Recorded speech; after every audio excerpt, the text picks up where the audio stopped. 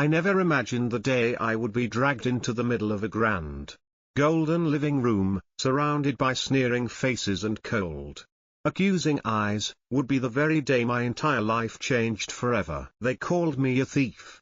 Just a lowly maid from the slums.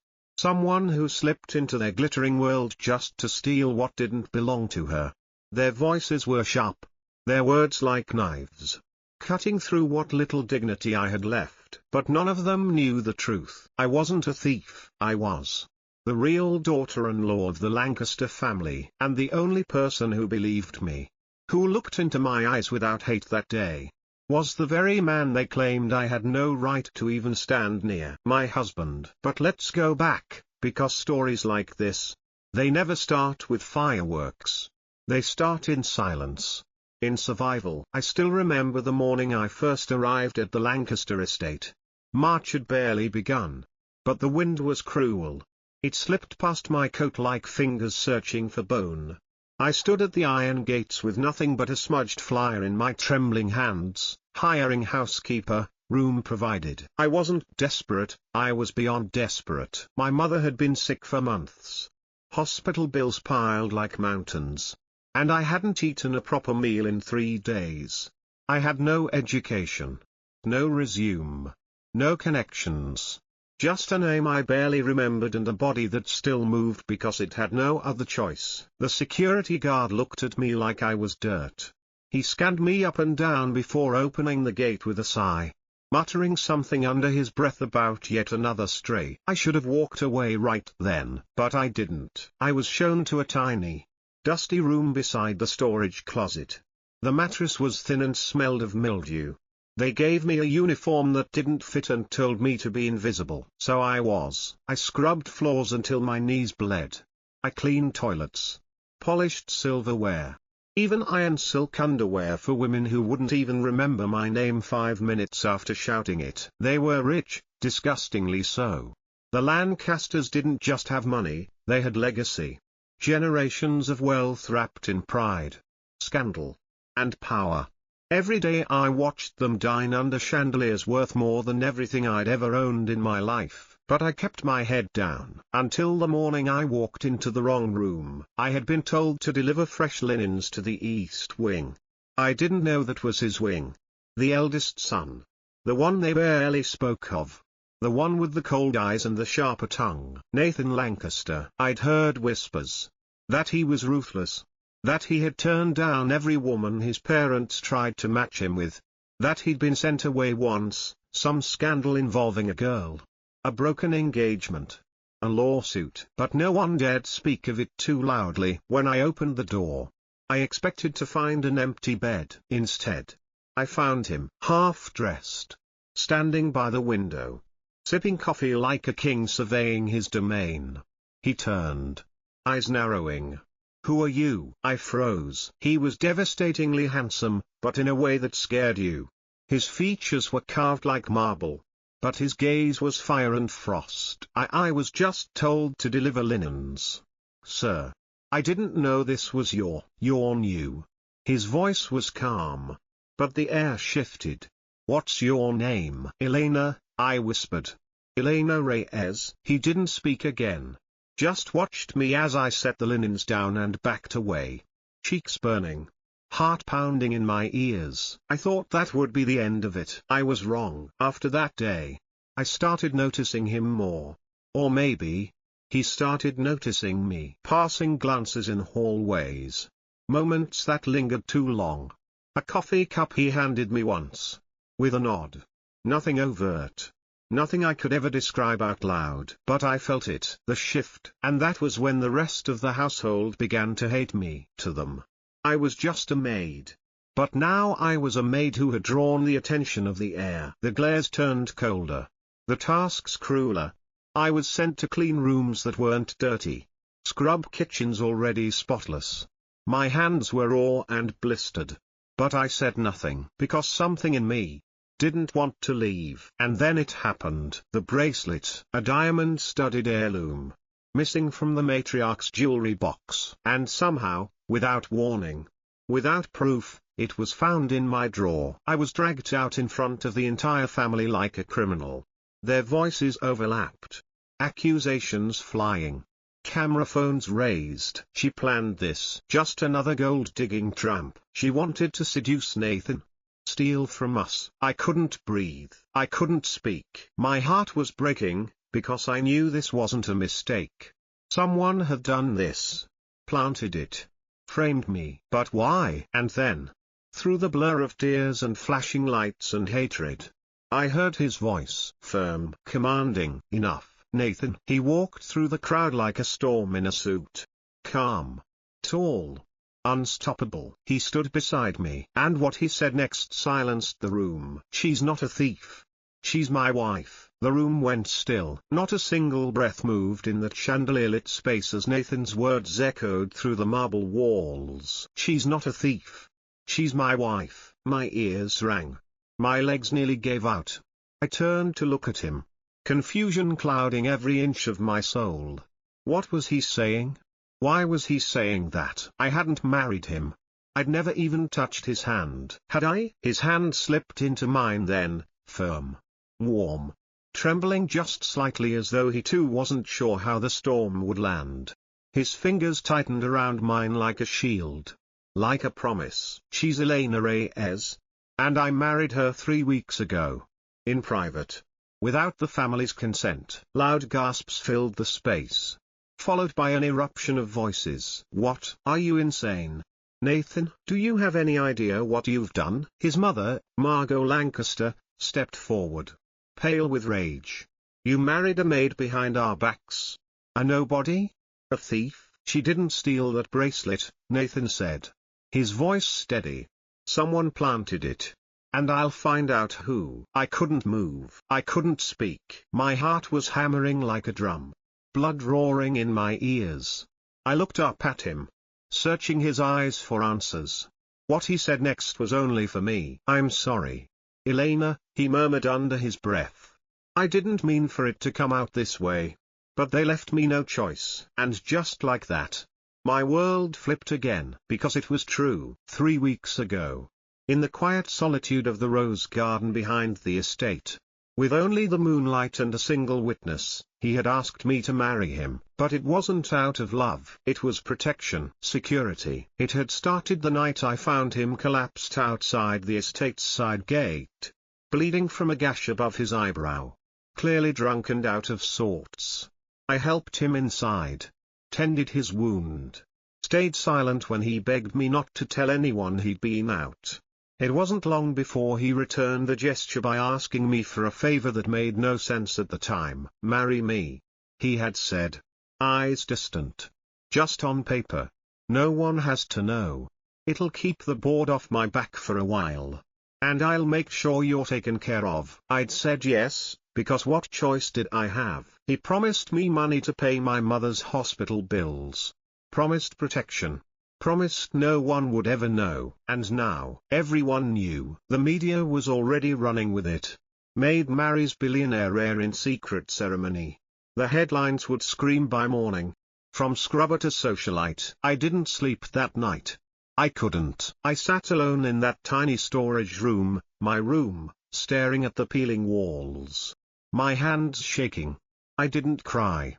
I didn't scream. I didn't even pack, because I didn't know who I was anymore. I was the girl who used to clean toilets. Now I was the girl who wore a last name worth billions. And yet, I had no place in either world. Nathan came to find me around 3 a.m. He knocked once before letting himself in, ducking under the low doorway. His hair still damp from the shower. You okay? He asked softly. I stared at him for a long time before speaking. Why did you do that? I told you. They forced my hand. No, I said. Why me? He paused, then sat beside me on the edge of the old bed, the mattress creaking under his weight. You were the only person who ever looked at me like I wasn't some broken heir, he said, staring at the floor. The only one who didn't flinch when I spoke. Who didn't smile like they were calculating my worth. You barely know me, I whispered. Maybe, he replied. But I know enough. I know that when my mother insulted the gardener, you left her a basket of food in his shed. I know that you took the night shift every week to send money home. I know that when everyone else looked away, you didn't. I swallowed hard. So what happens now? He looked at me then. Really looked. That depends on you. Silence stretched between us. Then I stood, walked to the door, and didn't open it. Instead, I turned to face him. I won't be your pawn, Nathan. I won't be your shield against board meetings or your weapon against your mother. If you want me to stay, really stay, it has to be real. For both of us. His jaw tightened.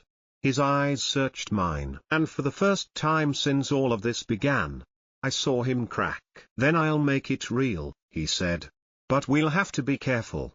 They're already plotting something. I didn't need to ask who they were. I already knew. The Lancaster family wasn't just wealthy.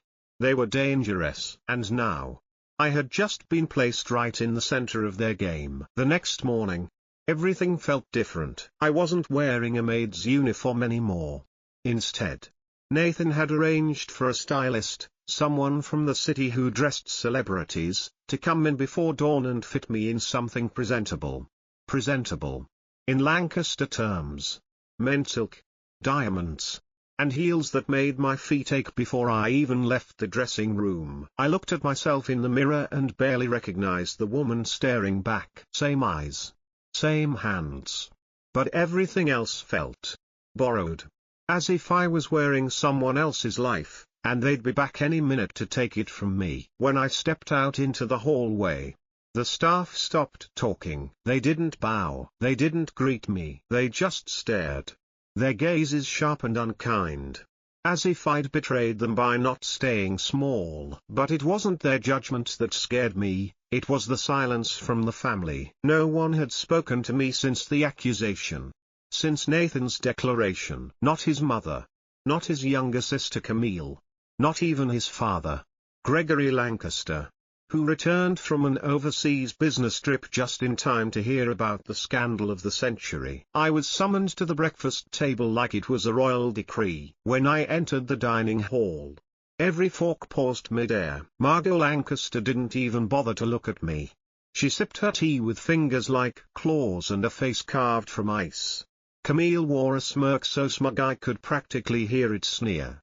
Gregory's expression was unreadable, more stone than man. But Nathan stood when I walked in. He pulled out the chair beside him. A subtle gesture.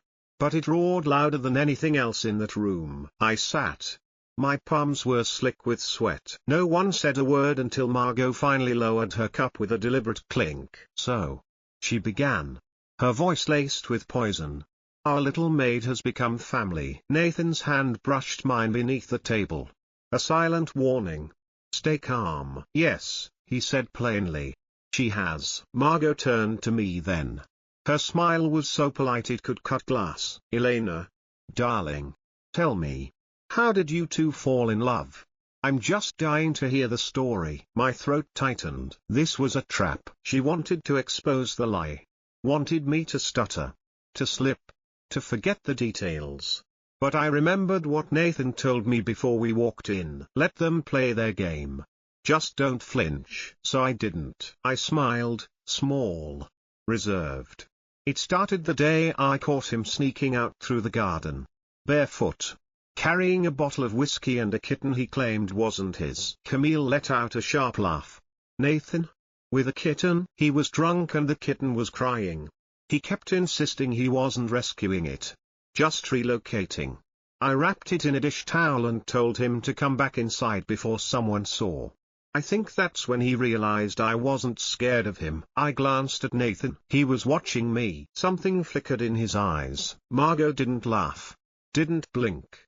But I saw the way her knuckles whitened around the handle of her teacup. Well, she said coldly. How charmingly.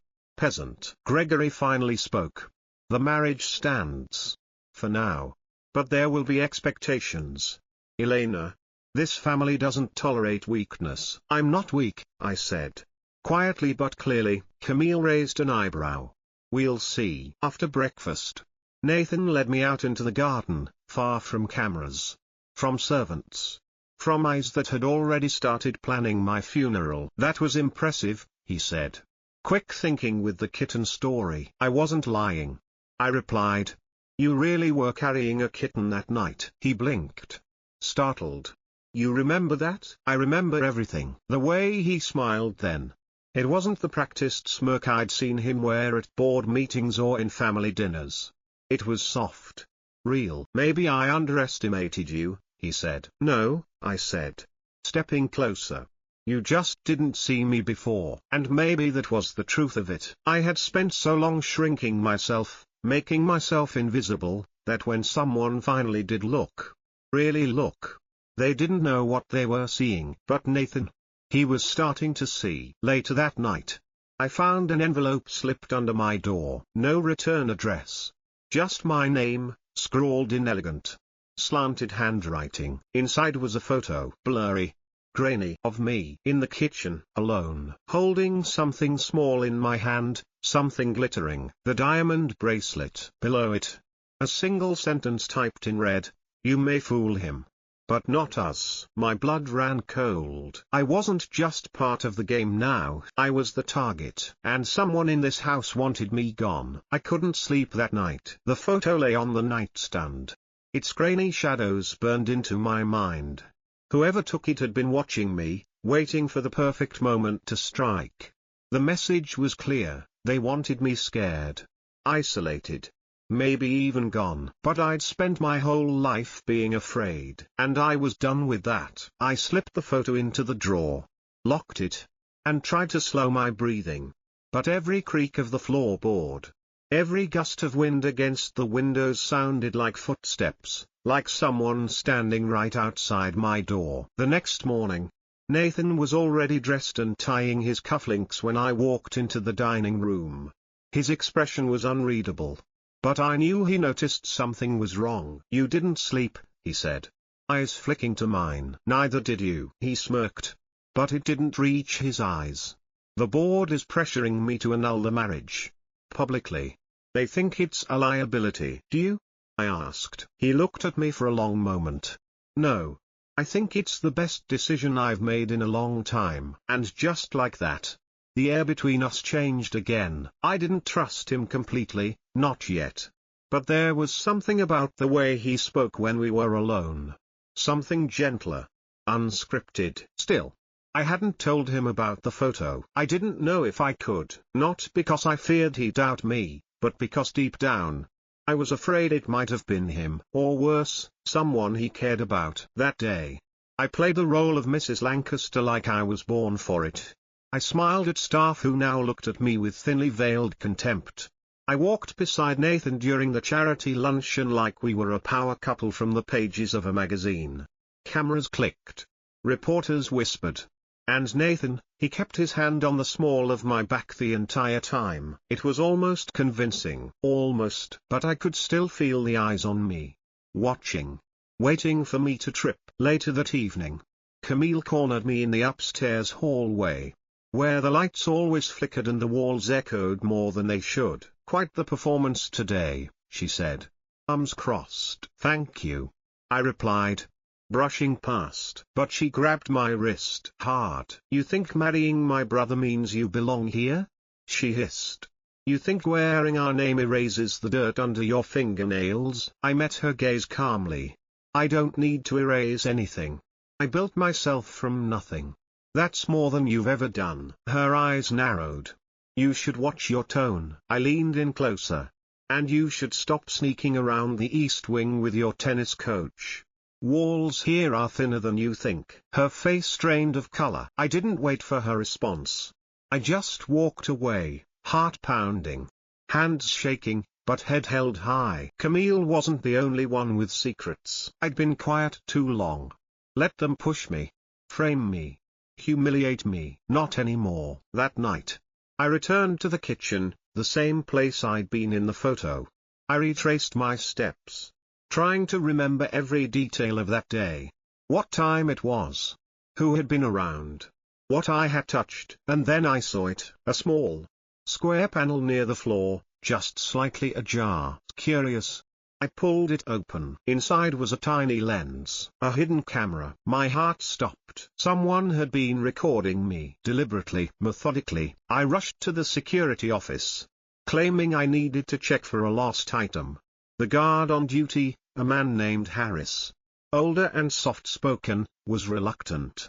But he let me in when I said Nathan had approved it. The footage I found made my stomach turn. There I was, folding napkins, humming to myself. Then the door creaked open and someone entered the kitchen. They wore gloves, a hoodie, their face hidden. They walked straight to the drawer where I kept my spare apron, and slipped something inside. The bracelet. I watched, frozen, as they moved with such precision, like they'd done it before. But right before they left, they turned slightly, and for a split second, I caught a glimpse of hair. Red, bright, unmistakable red. Camille. I downloaded the footage onto a flash drive before Harris could see too much. And as I left the office, one thought echoed louder than all the rest. This wasn't just about me. This was a war. And Camille Lancaster had just drawn first blood. The weight of the flash drive in my pocket felt heavier than it should have. Like it contained not just proof,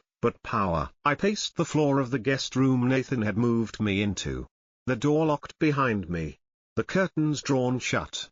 The footage kept replaying in my mind, Camille's hair catching the light for just a second before she disappeared.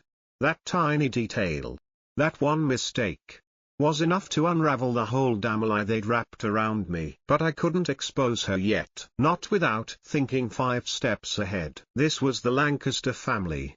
They didn't fall easily. And when they did, they took others down with them. I had to be smart. And more importantly, I had to look weak. So the next morning, I played my part better than ever. I wore a pale yellow dress, soft, innocent. I walked with eyes cast down, my voice quiet, my steps light. I smiled at Margot like I didn't know she once paid off the housekeeper to accidentally spill bleach on my shoes. I complimented Camille's earrings like I hadn't watched her frame me for a crime that could have destroyed me. But inside, I was already planning how to burn their perfect little house down. Nathan watched me from across the breakfast table. Something in his eyes had shifted. Like he sensed the calm wasn't real. Like he'd begun to understand I wasn't just surviving, I was calculating. "Everything okay?" he asked under his breath. "Perfect." I lied smoothly. "Your family is lovely." His lips twitched, like he almost smiled, but stopped himself. Later that afternoon, he pulled me aside. "You're different," he said. "Quieter." I met his gaze. "Wouldn't you be, too?" He hesitated, then reached into his pocket and pulled out a small, black velvet box. I froze. "What is that?" He opened it slowly. Inside, a ring. Not just any ring. The Lancaster family ring. The one every wife received, the symbol of power, acceptance, and ownership, of being one of them. "This belonged to my grandmother," he said softly.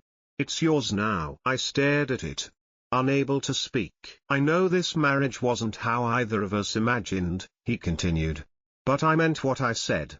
I won't let them destroy you. Not now. Not ever." I took the ring with trembling fingers. It felt like sealing a pact, with him. And maybe, with myself. Because if I wore that ring, if I took that name fully and publicly, it wouldn't just be survival anymore. It would be war. And I was done being on the losing side. That night, I slipped the flash drive into an envelope and mailed it to a lawyer friend I hadn't spoken to in years, someone from the old world. The world before marble staircases and gold-plated cutlery. Someone I knew I could trust. Just in case. I wasn't naive. If Camille was willing to frame me once, she could do it again. And next time, it could be worse. But what I didn't expect, what I never saw coming, was how far Margot would go to protect the illusion of their perfect family. 3 days later, I was alone in the garden when I noticed someone watching me. Not just watching, following. I turned sharply, heart racing. "Can I help you?" I asked, forcing my voice steady. It was one of the newer staff members, a tall man with a neutral expression and a name I couldn't remember. He didn't respond, just stepped closer. "Too close." "Back off," I snapped, stepping away. But he lunged. I fought. I screamed. I kicked and thrashed. But he was strong, too strong. I barely broke free by smashing a metal watering can against his face. sprinting barefoot across the gravel back toward the house. Lungs burning. By the time I reached the front door, Nathan was already there. He saw the blood on my arm, the panic in my eyes. He didn't ask questions, didn't hesitate. He called security, fired the man on the spot, filed a report. But deep down, we both knew this wasn't a random attack. It was a message. And Margot Lancaster had just declared war. As Nathan held me in the hallway, arms wrapped tight around my shaking body, I whispered against his chest, "They're not going to stop until I'm gone." His voice was low, sharp. "Then maybe it's time we remind them that you're not going anywhere." From that moment on, something shifted between Nathan and me. It was subtle at first, how he lingered near me a little longer. How his hand found mine when we were in a room full of enemies. How he no longer kept his distance when no one was watching. We weren't pretending anymore. Not entirely. But feelings would have to wait. Because now, I had a war to win. The day after the attack, Margot acted like nothing had happened. She smiled at me during brunch, complimented my hairstyle, even offered me her private driver if I needed to run errands. It was the same saccharine politeness I'd seen her use with board members before stabbing them in the back. But I didn't react. I sipped my tea, smiled, and nodded, knowing full well she had orchestrated what could have been my death. The more I smiled, the more they grew uneasy. They wanted a breakdown, a scandal. A scandal would mean an annulment. An annulment would mean they'd win. But I didn't break. Instead, I began building. The staff had once ignored me. Now they bowed their heads, opened doors, called me Mom. Not because they respected me, yet, but because Nathan had made it clear I wasn't going anywhere. So I started small. Kindnesses, gestures. A cook with arthritis received a better stool for the kitchen. A groundskeeper whose son was sick was quietly given an envelope of money. I listened. I remembered names. I made allies. One by one, the walls began to shift. And Camille noticed. She wasn't subtle. One afternoon, she approached me on the terrace, a glass of wine in one hand and her perfect fake smile in the other. "I have to say," she began, "you play the long game surprisingly well. I didn't think you had it in you." I looked at her. Calm, cold. "I've had to survive my entire life. I don't play games, Camille. I play for keeps." She smirked. "So do I." Then, she leaned in, voice low. "You know, Nathan once loved someone. Really loved her. But she left. Said he was too cold. Too broken. You're just a bandage for him, Elena. A temporary fix. Eventually, he'll peel you off." I didn't flinch, because in that moment, I saw it, clear as day. Camille wasn't just cruel. She was scared of me. I was everything she pretended to be, strong without status, smart without connections, and worst of all, chosen. I leaned in, my voice like silk wrapped around a knife. "Do you want to know the difference between you and me, Camille? You're desperate to be feared. I don't need to be feared, I just need to be underestimated. And you've already made that mistake." Her smile cracked slightly. Enough. That night, I went to Nathan's study. I still hadn't told him about the footage, about the photo, about the man who tried to grab me in the garden. But I would. Just not yet. Because the moment I showed him everything, this marriage would stop being about protection, and start being about vengeance. And once that door opened, there'd be no closing it. Nathan was reading something. His brow furrowed, glasses pushed to the bridge of his nose. It made him look older, softer, real. He looked up when I entered. "I need to ask you something," I said. He nodded. "Anything." "Why did you choose me?" I asked quietly. "Back then, of all people, why me?" His gaze lingered on mine. And then he said, "Because when I looked at you, I didn't feel like I had to lie." I said nothing. Because if I spoke, I'd cry. And I couldn't afford to cry. Not yet. Not until I made them all pay. I should have felt stronger, empowered. Even. I had allies now. The staff had begun to whisper when I passed, not with malice, but curiosity. A few of them even smiled. Others lingered longer than necessary when I spoke, their eyes flickering with something new, respect. But deep down, I couldn't shake the cold that clung to my spine, because Camille wasn't retreating. She was biding her time. And Margot? She was too quiet, too polished, like a snake coiled behind glass, waiting for the moment no one was looking. So I made a decision. If they wanted to break me in silence, I would burn them in daylight. I planned it carefully, methodically, piece by piece. First, I took the flash drive and made a copy. I encrypted it, sent it to the lawyer friend I'd contacted, Naomi Hart, the only person from my old life who knew both who I was and what I'd become. Naomi had once said, "If you're ever in trouble, make sure you're the one holding the grenade, and your enemies are standing on the trigger." That's what this was. A grenade. The second copy I hid in the Lancaster wine cellar, behind a row of dusty, untouched bottles from a vintage no one liked. If anything happened to me, I wanted it found. Then I began the real work. Camille had always been careless, always relied on the family name to clean up her messes. So I followed her. I watched as she slipped out of the estate in her black sports car, returning in the middle of the night with smudged lipstick and perfume that didn't belong to her. I tracked the license plate of the man she was meeting, a board member, married, 2 kids, and, more importantly, Margot's political donor. I didn't need to say a word. Just a single anonymous envelope addressed to Gregory Lancaster, with 3 photos inside and a line of text. "This is what loyalty looks like in your house." The explosion was immediate. I could hear the yelling through the marble walls the next morning. Camille sobbing, Margot pacing, Gregory slamming doors, the entire household on edge. And I was having tea in the rose garden, calm, untouched, watching the cracks widen. That night, I finally told Nathan everything about the bracelet, the camera, the photo, the flash drive. His expression didn't change at first. He listened, nodded, absorbed. Then he whispered, "You should have told me sooner." "I didn't know if I could trust you," I said honestly. "And now?" I hesitated. "Then, now, I don't have a choice." His jaw tightened. "Camille won't stop.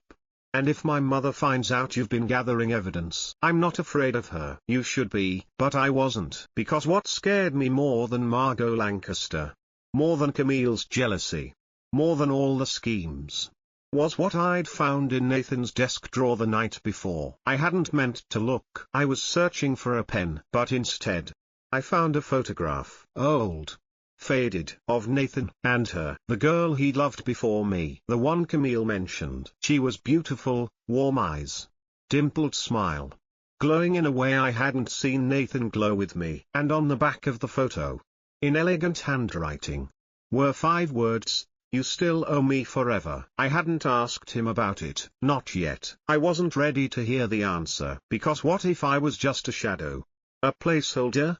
A name to write on legal documents until he could have the woman he really wanted? Still, that night, as he wrapped an arm around me in bed and whispered, "I'm not letting anything happen to you," I pretended I believed him. And when he kissed the top of my head, I closed my eyes and whispered back, "I know." But the truth, I didn't know anything anymore. Except one thing. This family was built on secrets, and I had just started uncovering them. The air felt heavier the next morning. Even the house itself seemed to shift, its walls holding a different kind of silence.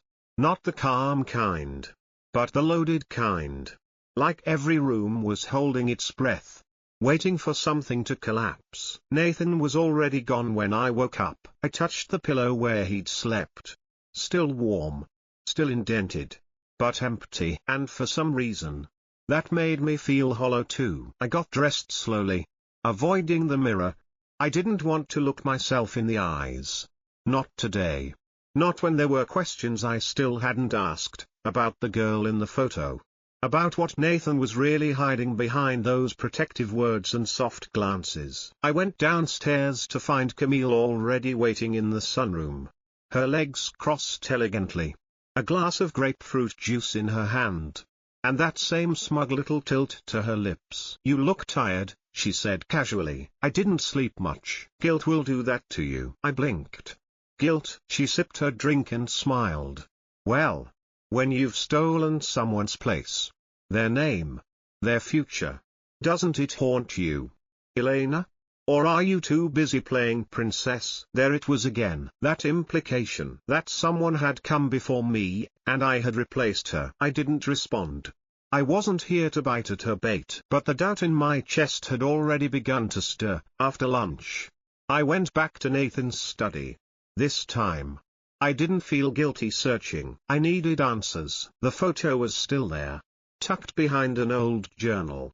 I turned it over in my hand again, staring at the words, "You still owe me forever." And that's when I noticed something I hadn't seen before. A date, barely visible, etched into the bottom right corner, the 6th of December 2018. 3 months before Nathan proposed our fake marriage. My stomach turned. This wasn't ancient history. Whoever she was recent.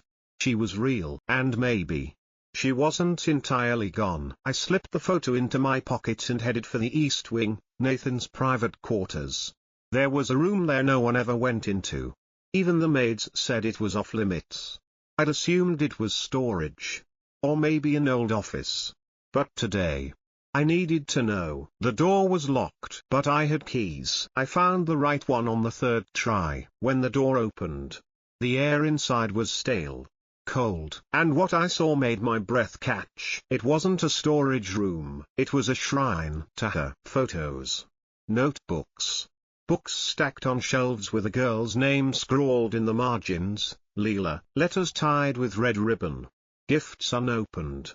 A dusty piano in the corner with a necklace resting on its lid. Everything preserved, untouched. Loved. I didn't cry. Not yet. I just stood there, frozen, as 100 truths unraveled in my mind. Nathan had loved someone deeply, fiercely, enough to create a space for her in a house that had never welcomed vulnerability. And whatever happened between them, he hadn't let go. I stepped closer to one of the letters, the handwriting looping and soft. I hesitated, then opened it. Dear Nathan, I know you think I abandoned you, but I didn't.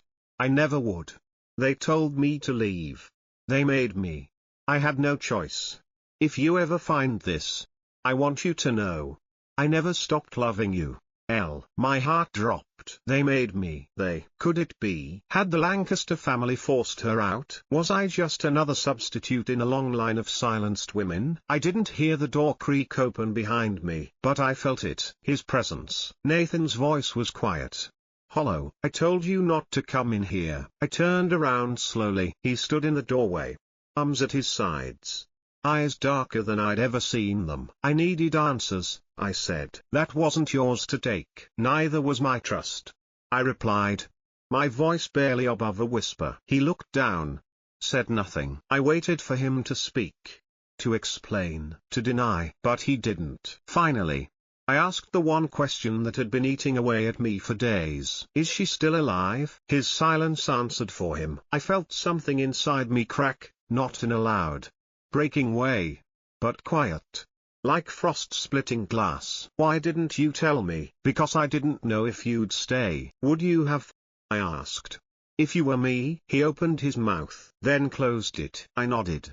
That's what I thought. And I left. Not because I wanted to, but because for the first time since this charade began, I couldn't tell if I was the one being protected or the one being replaced. I didn't know where I was walking. My feet moved, but my mind stayed locked in that room, haunted by letters I had no right to read, by a name I couldn't forget, and by a man I wasn't sure I knew anymore. Leela. That name kept echoing like a ghost behind every smile Nathan had given me. Had I been a stand-in all along? A shield he raised between himself and the grief he never buried? I stopped only when I realized where I'd ended up. Margot's wing. The part of the house that always smelled like antique perfume and expensive rot. She was in the lounge, sipping wine in a satin robe, as if the world wasn't on fire around her. When she looked up and saw me standing there, her lips curled slightly.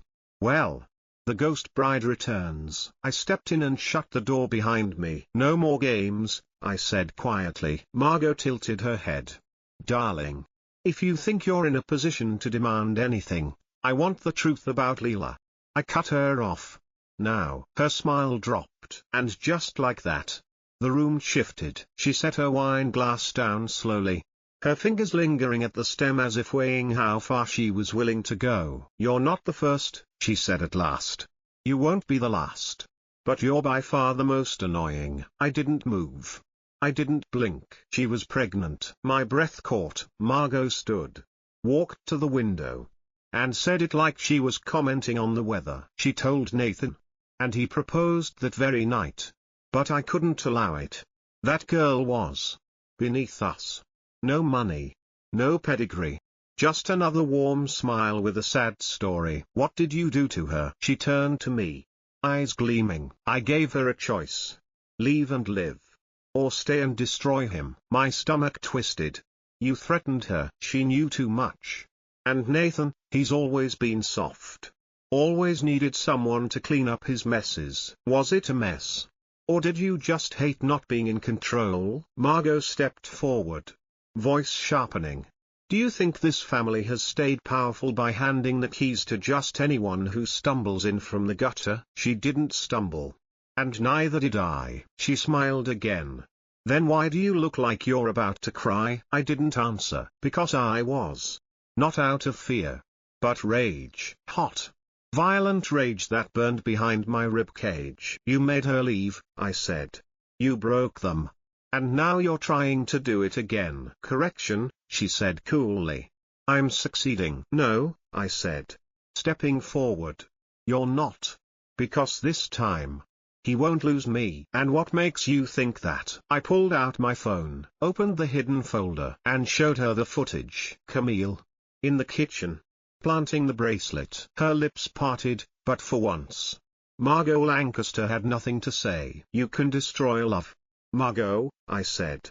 But you can't erase truth. And you've underestimated the one person who doesn't care about your name or your wealth. I don't want what you have. I want it gone. You wouldn't dare.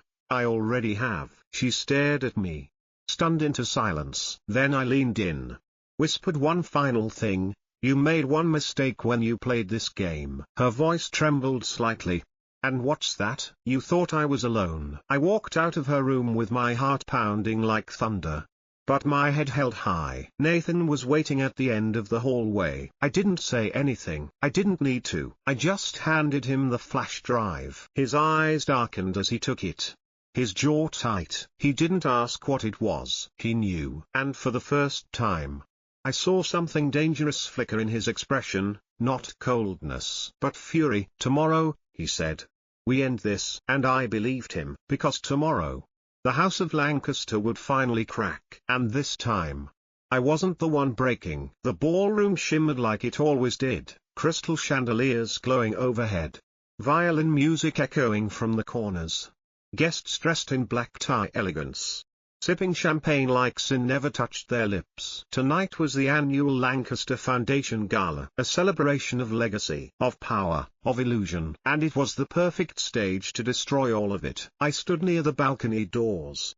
dressed in a deep emerald gown Nathan had picked without asking, like he knew green was the color I wore when I wanted to fight.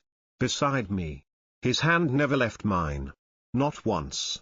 Not even when the whispers started. They say she's the maid. Did you hear she married him in secret? She's nothing like Leela. Ah. There it was. The truth, clinking against glass like a warning bell. But tonight, I didn't flinch. Margot floated through the crowd in silver satin, painting smiles like war paint. Camille trailing a step behind with her lips tight and eyes scanning the exits. They knew something was coming. They just didn't know when. Then the music cut. The room quieted. And Nathan stepped forward. He didn't take the microphone. He didn't need it. When a Lancaster spoke, the world listened. Before we begin, he said calmly, there's something I need to share. A murmur rippled through the crowd. This family has always prided itself on honor, on truth, on legacy. But sometimes, that legacy is a lie. He turned slightly, looking directly at Camille. At our last gathering, my wife was accused of theft, shamed, nearly cast out. I defended her then, and tonight, I'll prove I was right. He nodded toward the projection screen that hung behind the orchestra. I held my breath. The footage played. Camille, entering the kitchen, slipping the bracelet into my drawer, leaving like nothing had happened. Gasps. Then silence. Then, "You little bitch," Margot hissed under her breath. Camille turned white. "Nathan," she choked, stepping forward. "I can explain." "No. You can't," he said coldly. "Because the truth doesn't need explanation. It just needs to be seen." The room exploded into noise. Voices. Cameras. Board members whispering furiously. Margot tried to intervene. "This isn't how we handle things." But Nathan cut her off. "You're right. We usually hide them, bury them, threaten them away.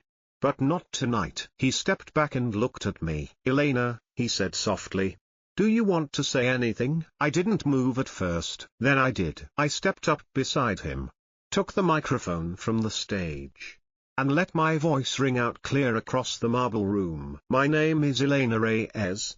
Yes, I was once the maid. Yes, I married Nathan in secret. Not for money. Not for power. But because I thought I'd found something honest in a house full of lies." My eyes flicked to Margot. "To the woman who tried to erase me before she even knew me, your reign ends here." Then Camille. "To the girl who tried to frame me because she couldn't stand not being chosen, know this: being cruel doesn't make you powerful. It makes you replaceable." I paused, breathed. "And to all of you who looked at me and only saw what I wasn't, you missed what I was.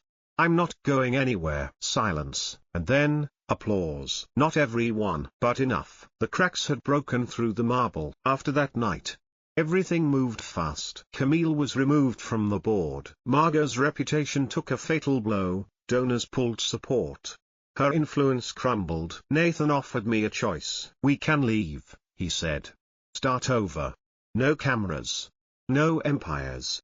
Just us." But I looked at him. And for the first time in my life, I knew exactly who I was. "No," I whispered. "We stay. I'm not done building." He smiled. And this time, it reached his eyes. "We didn't erase the past. We built over it. Carefully. Together." And though I never met Leela, I think about her sometimes. I wonder if she'd see me and think, she did what I couldn't. Or maybe, she did it for both of us. Because some women are born into power. Others take it back piece by piece. But the rarest kind, they walk into the fire, burn down every lie, and rise,